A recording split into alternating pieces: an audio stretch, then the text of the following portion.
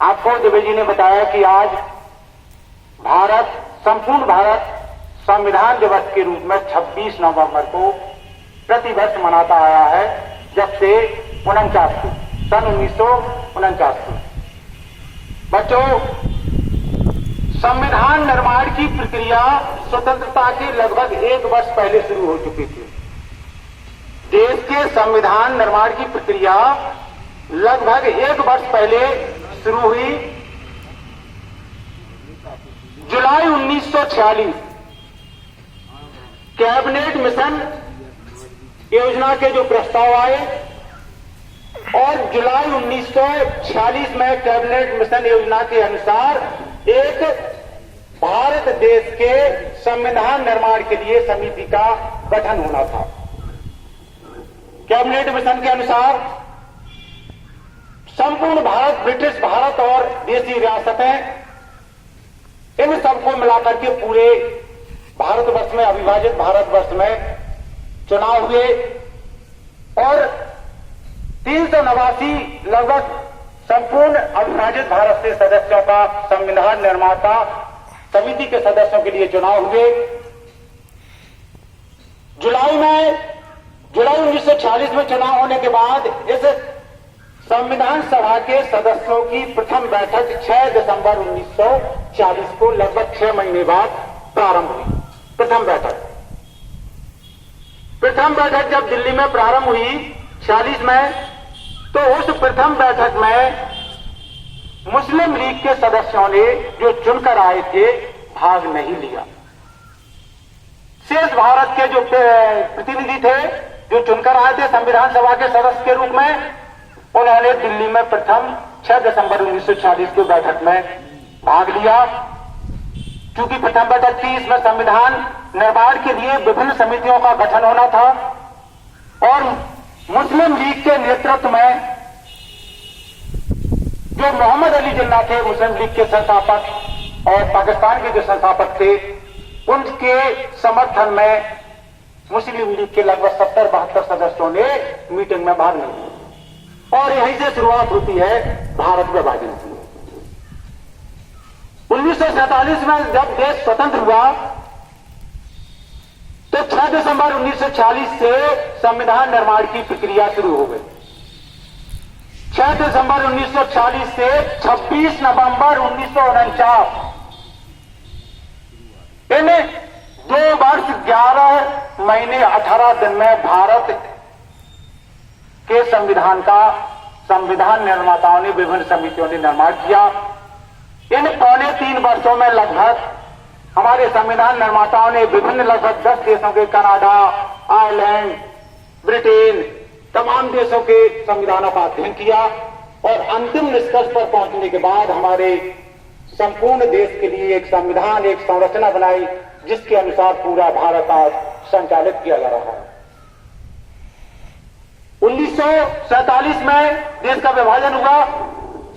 शेष जो सदस्य बचे रहे भारत के, कुछ पाकिस्तान के हिस्से में चले गए माउंट बेटन योजना के अनुसार, तो कुछ सदस्य जो भारत के पाकिस्तान इलाके में गए, उन्होंने अपने पाकिस्तान के संविधान का निर्माण किया और शेष लगभग 284 सदस्यों ने भारत के संविधान का निर्माण किया और इन 2.25 वर्षों में लगभग देश के, विश्व के सबसे बड़े लोकतंत्र के लिए एक व्यवस्था बनाई जिसके अनुसार विभिन्न धर्म, संप्रदाय, जाति, रंग, रूप, भेद, क्षेत्रवाद, तमाम संप्रदाय, इन सब विविधताओं के बावजूद एक ऐसे सर्वसम्मत संविधान का निर्माण किया जो आज हम आपके सामने मौजूद है। बच्चों, संविधान बनाते समय सब चीजों को समाहित तो नहीं किया जा सका, लेकिन समय समय पर जब आवश्यकताएं पड़ती है तो विभिन्न संशोधनों के द्वारा, संविधान संशोधनों के द्वारा संविधान में नई बातों को जोड़ दिया जाता है। कुछ समय के अनुसार यदि अव्यावहारिक हों तो उनको संविधान संशोधन के माध्यम से हटा भी दिया जाता है। जब संविधान का निर्माण किया गया तो उसमें उद्देश्य के रूप में, प्रस्तावना के रूप में कौन कौन सी बातें समाहित की गई, आइए इस पवित्र लोकतंत्र और संविधान की प्रस्तावना उद्देश्य के बारे में हम थोड़ा सा वाचन करते हैं कि क्या उद्देश्य थे संविधान निर्माण करने के? आइए सुने आप।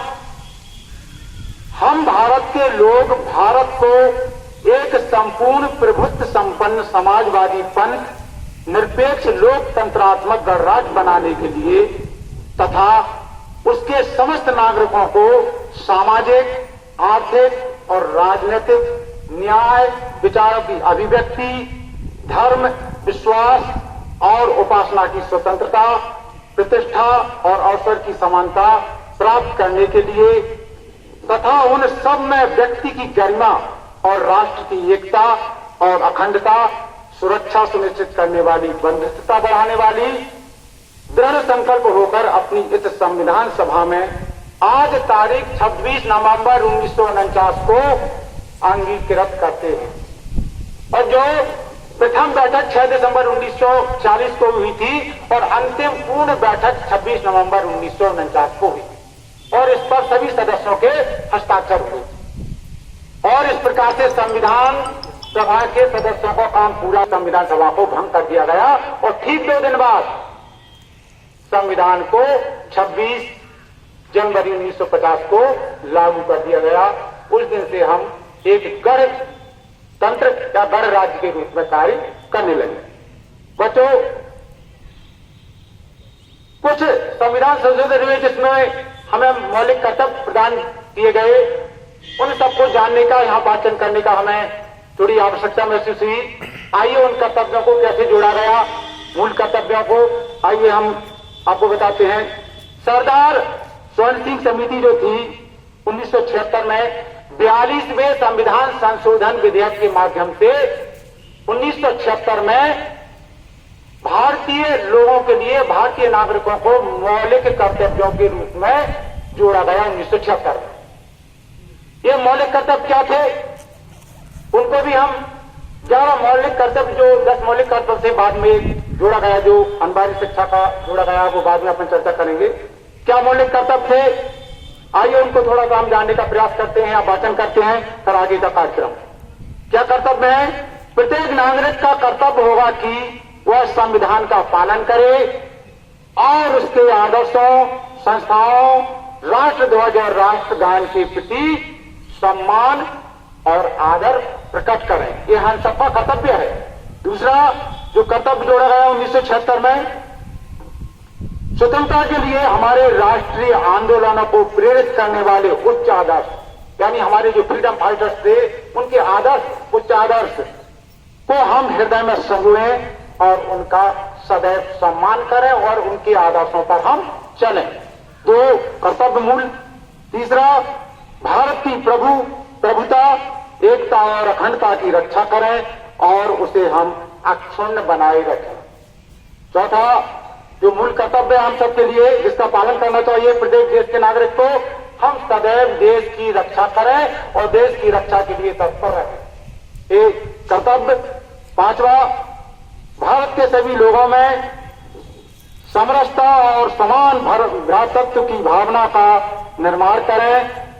6वां जो है, हमारी संस्कृति की गौरवशाली परंपरा का हम महत्व समझें और उसका निर्माण करें, आगे बढ़ाएं। हमारी संस्कृति हमारी एक धरोहर होती है, हम उसको सदैव आगे बढ़ाएं। 7वां, हमारा जो मूल कर्तव्य है, प्राकृतिक पर्यावरण की हम सदैव रक्षा करें और संवर्धन करें। संवर्धन यानी प्रोत्साहन करें, बढ़ावा दें। संवर्धन यानी हम प्राकृतिक संसाधनों की रक्षा और संवर्धन यानी उसको प्रोत्साहित करें उसकी रक्षा करने के लिए। 8वां, वैज्ञानिक दृष्टिकोण और ज्ञानार्जन की भावना का विकास करें, वैज्ञानिक पद्धति की ओर हम बढ़ें, वैज्ञानिक पद्धतियों को अपनाएं। ये मूल कर्तव्य में जोड़ा गया। 9वां, सार्वजनिक संपत्ति को सुरक्षित रखें। सार्वजनिक संपत्ति क्या होती है इसको हम नागरिक शास्त्र जो कालखंड हमारा होता है उसमें आप समझ लीजिएगा कि सार्वजनिक संपत्ति किसे कहा जाता है, उसको हम विस्तार से आपको बताएंगे कि सार्वजनिक संपत्ति किसे कहा जाता है। 10वां, व्यक्तिगत एवं सामूहिक गतिविधियों को के सभी क्षेत्रों में हम उत्कर्षता की ओर बढ़ने का सतत प्रयास करें, नई टेक्नोलॉजी की ओर बढ़ें। और अंतिम 11वां, जो एक और 86वां संविधान संशोधन लगभग 2004 या 6 में, मुझे याद नहीं आ रहा, जोड़ा गया 86वां संशोधन के माध्यम से। जो 11वां मौलिक कर्तव्य हमारे लिए जोड़ा गया वो था माता पिता या संरक्षक, अभिभावक।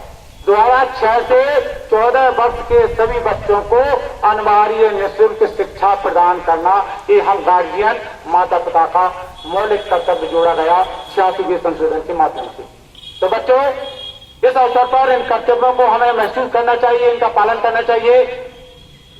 और इसी सब बातों के साथ हम अपनी वाणी को विराम देते हैं। जय हिंद, जय भारत, धन्यवाद।